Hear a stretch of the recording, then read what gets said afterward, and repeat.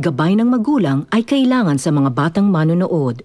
Ang susunod na programa ay may tema at eksenang hindi angkop sa mga batang manonood. Patnubay ng magulang ay kailangan.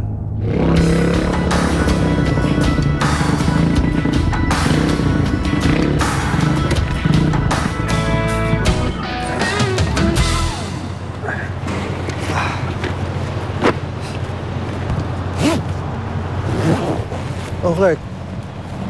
Anong problema? Kayo pong problema ko. Mukhang mapangit pong lugar nyo. Mukhang mabaho. Bakit pa kasi ayaw niyo pa mag-ayos nila, Mami? Clark, yan na naman bang ipipilit mo? Di ba sinabi ko na sa'yo?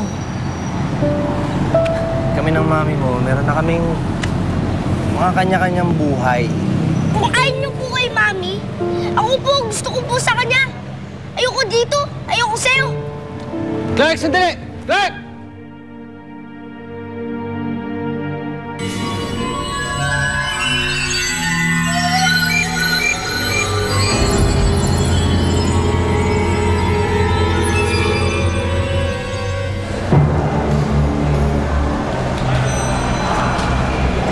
Sir, pakitingnan-tingnan naman yung anak ko. Naglaro ko siya rin kanina, ngayon hindi ko makita. Pag napansin mo naman dito, pwede ba pakihatid na doon sa room ko? Sige sir, iraradyo ko na lang po sa kasama namin sir. Salamat ah. Sige po. Wala na lang nawala eh.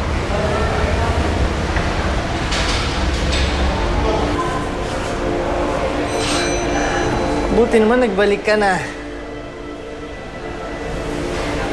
Salamat naman at nagbalik na kayo. Sali ka nga dito. Miss, maraming salamat ah. Mabuti pa, sumama ka sa amin, kakain kami. Lilibre kita kahit saan.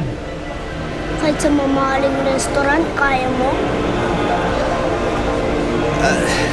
Siyempre, hindi naman ako papayag na hindi makapagpasalamat sa kanya ng lubos. Saan floor ka ba nakatira? Para naman mapadala kita ng specialty luto ko sinigang sa miso. Hindi niya favorite yun.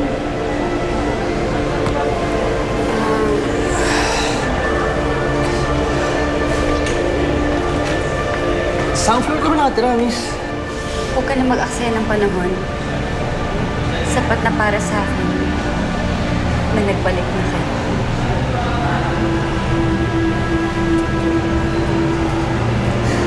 Sige. Hindi ka ba mag-elevator? Miss? Miss, sandali! Ano bang pangalan mo? Miss, taga lang! Miss!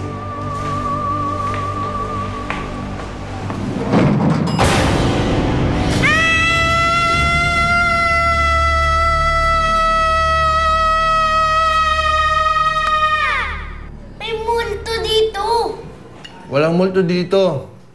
2 linggo na ako nakakalipat dito. Wala naman ako nakikitang multo. Ano yung nakita ko sa elevator? Ayun nga yung nakikita ko sa horror movies eh. Ang kulit-kulit mo naman. Wala kang multo dito eh. Pakiabot naman yung pitsalan ako. Thank you.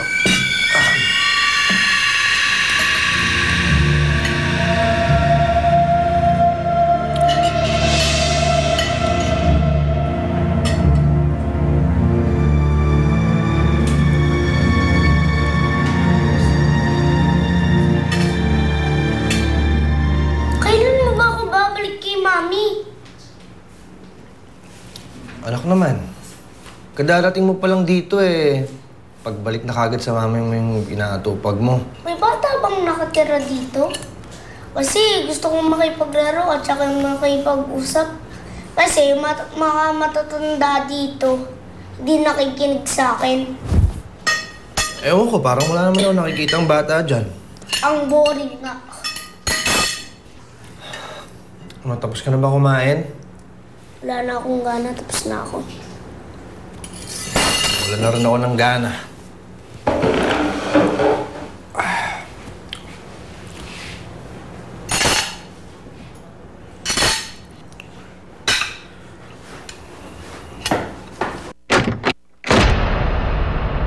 Miguel, laro tayo.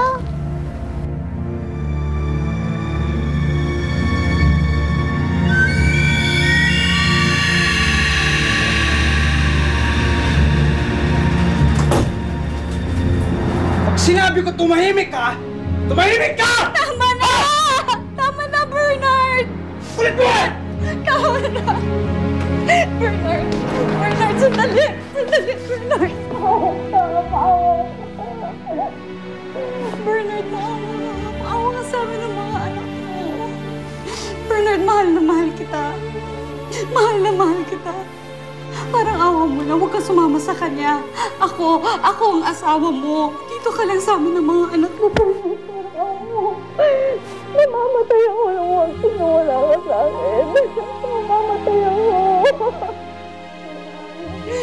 Bernard. Huwag mo kaming iiwan, ha? Huwag mo kami iiwan. Sumasaktan! Ha? Sino ba? Clark?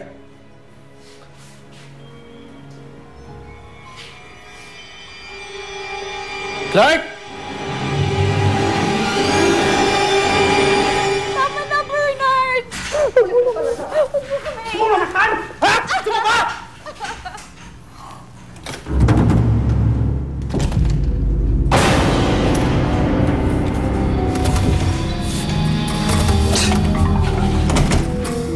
Clark! Pagod na gawin mo to sa akin. Pahinga muna tayo. Ano pangalan mo? Ako nga pala si Clark. Ako si Enna. Enna? Sabi ng daddy ko, wala daw nakatira ditong bata. Yun pala meron. Siguro ayaw niya nang ako palaruin, no? Gusto mo? Maging mami mo na rin ang mami ko? Sumama ka na sa amin. Nung labo mo naman kausap? Anak! Iiwan tayo ng papa mo. Bilisan mo, tulungan mo ako, ha? Kasi lalayasan niya tayo. At saka isasama niya ang Kuya Jonas mo. Halika na, anak. Halika na, pingilan natin sila.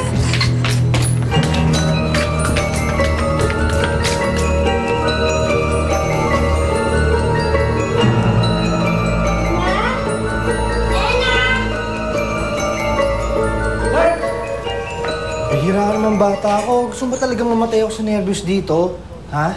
Akala mo siguro tumalong na ako sa building. Doon, Ori! Hindi ko trip yun! Ikaw talaga, daig mo pa yung mga adik sa kanto kung magsalita ka. Ano bang ginagawa mo dito? Sayang, hindi mo nakilala si Enna, yung kalaro ko. Kalaro? Nasaan? Wala na, tinawag na nung nanay niya. Yung type mo, yun ang hatid sa akin.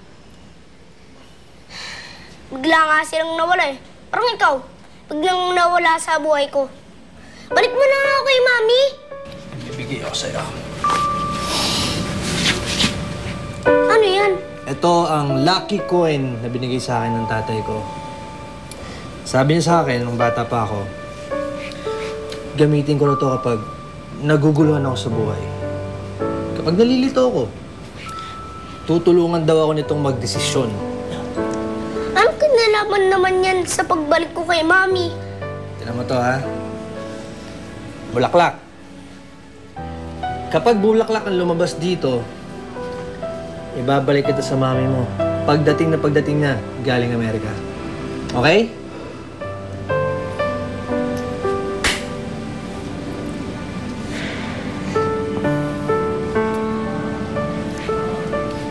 Sa'yo na to.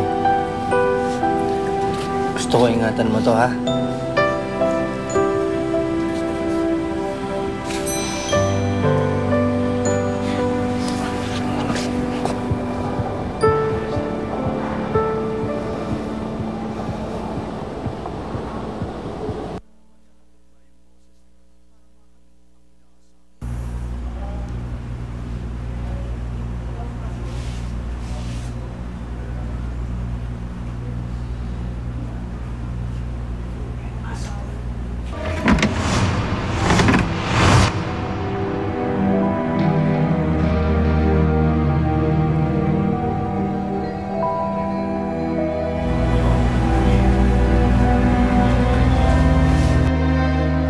Bakit mo kami iniwan?